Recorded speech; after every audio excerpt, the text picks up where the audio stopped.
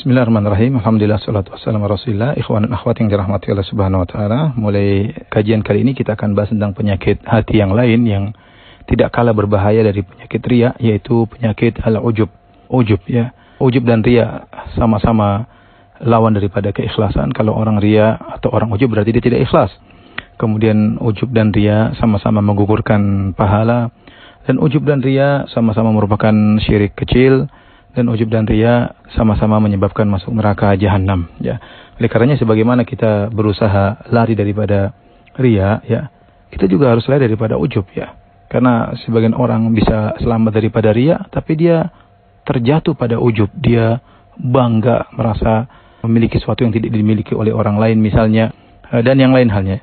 Sebagian orang selamat daripada ujub, tapi dia terjerumus dalam riya. Seyogyanya kita berusaha terhindar daripada kedua-duanya. Tapi kita akan jelaskan mana ujub.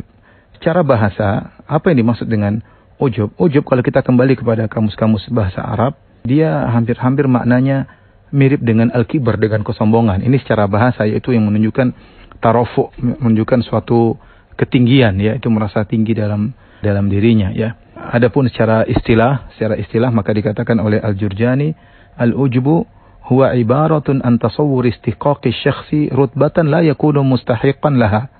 Yaitu ujub adalah seorang, dia merasa berhak untuk mendapatkan suatu kedudukan, padahal dia tidak berhak mendapatkan kedudukan tersebut.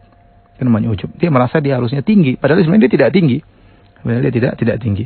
Al-Ghazali berkata, al-ujub huwa isti'dhamun ni'mah wa rukun ilaiha ma'a nisyani idhafatiha ilal mun'im.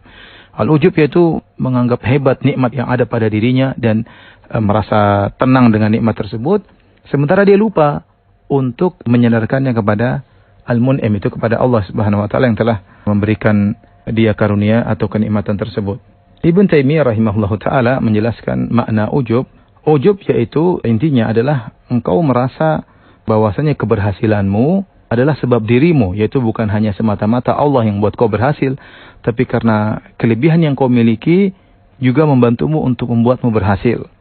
Dari sinilah kemudian Ibn Taimiyah rahimahullahu taala menyatakan bahwasanya ar-riya min babil isyraqi bil khalq wal ujbu min babil isyraqi bin nafs. Riya yaitu kita mensekutukan Allah dengan selain Allah, yaitu kita mengharap dipuji oleh Allah, mengharap pahala dari Allah.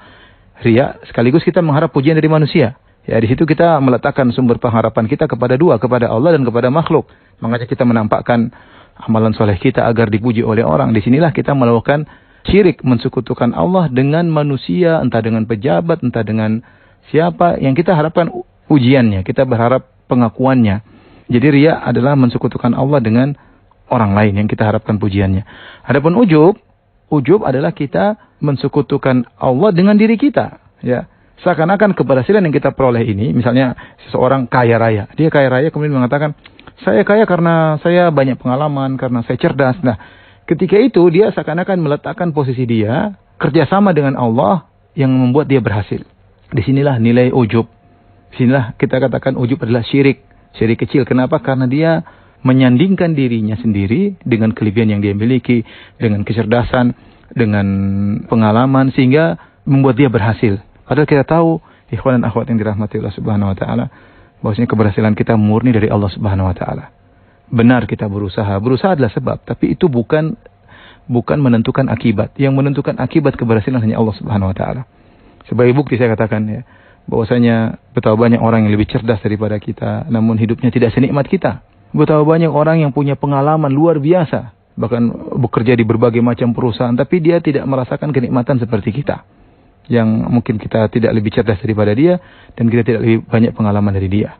Nah, dari sini kita sadar bahwasanya benar, kecerdasan, pengalaman merupakan sebab keberhasilan, tapi dia tidak mesti berbanding lurus, ya. Yang menentukan keberhasilan hanyalah Allah Subhanahu wa taala.